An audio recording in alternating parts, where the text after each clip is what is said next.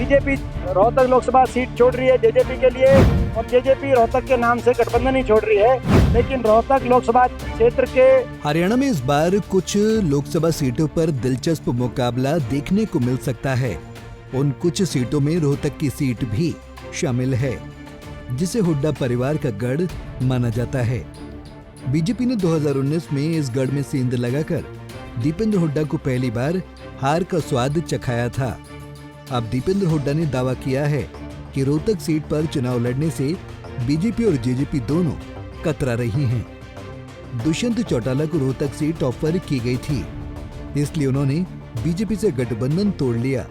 Rohtak Lok Sabha seat पे उम्मीदवार की बात आपने देखा होगा, दुष्यंत चौटाला का बयान ये आया कि जेपी नड्डा जी ने उनको बुलाया और उनको कहा, दुष्यंत चौटाला को, ये बात रहेगी मेरी स्पीच में भी रहेगी, थैंक यू। दुष्यंत चौटाला ने बयान दिया कि जेपी नड्डा ने उनको बुला के ये कहा कि हम रोहतक की सीट छोड़ते हैं, बीजेपी रोहतक की सीट छोड़ती है जेजेपी के लिए। लेकिन उनका जवाब था कि जेजेपी गठबंधन छोड़ती है, अगर रोहतक का आप दे रहे हो तो हम गठबंधन ही छोड़ते हैं। बीजेपी रोहतक लोकसभा सीट छोड़ रही है जेजेपी के लिए, और जेजेपी रोहतक के नाम से गठबंधन ही छोड़ रही है। लेकिन रोहतक लोकसभा क्षेत्र के एक एक वासी के, कोसली हल्के के एक एक मेरे बड़े बुजुर्ग के आशीर्वाद को जीवन की अंतिम सांस तक मैं नहीं छोड़ूंगा। ये दोनों एक दूसरे के लिए छोड़ रहे हैं, चाहे हम नहीं छोड़ेंगे। ये दोनों एक दूसरे के लिए छोड़ रहे हैं ये सीट, तो ये सीट क्यों छोड़ रहे हैं? हरियाणा में हुए नेतृत्व परिवर्तन पर राज्यसभा सांसद दीपेंद्र हुड्डा ने कहा कि लोगों में सरकार के खिलाफ 5 साल की नाराजगी है। अब चेहरा बदलने से क्या होगा? अब तो लोग सरकार ही बदल देंगे।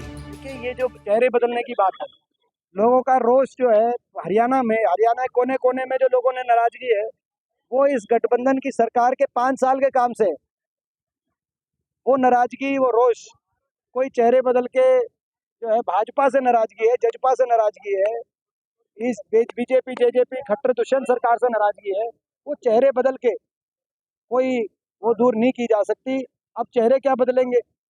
अब तो इलेक्शन है, अब तो लोग ही सरकार बदलेंगे।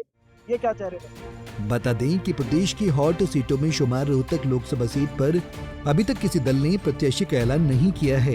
हालांकि कांग्रेस की ओर से दीपेंद्र हुड्डा का लड़ना तय माना जा रहा है और वो चुनाव प्रचार में भी जुट गए हैं। वहीं बीजेपी की ओर से एक बार फिर मौजूदा सांसद अरविंद शर्मा को प्रबल दावेदार के रूप में देखा जा रहा है। ऐसे में एक बार फिर यहाँ दिलचस्प चुनाव लड़ाई होने की उम्मीद है। रेवाड़ी से महेंद्र भारती, पंजाब केसरी टीवी। हमसे जुड़े रहने के लिए हमारे YouTube चैनल को सब्सक्राइब करें और नई वीडियो की नोटिफिकेशन के लिए बेल आइकॉन को दबाएं। अगर आप ये वीडियो Facebook पर देख रहे हैं तो लाइक जरूर करें और ज्यादा से ज्यादा शेयर करें। धन्यवाद।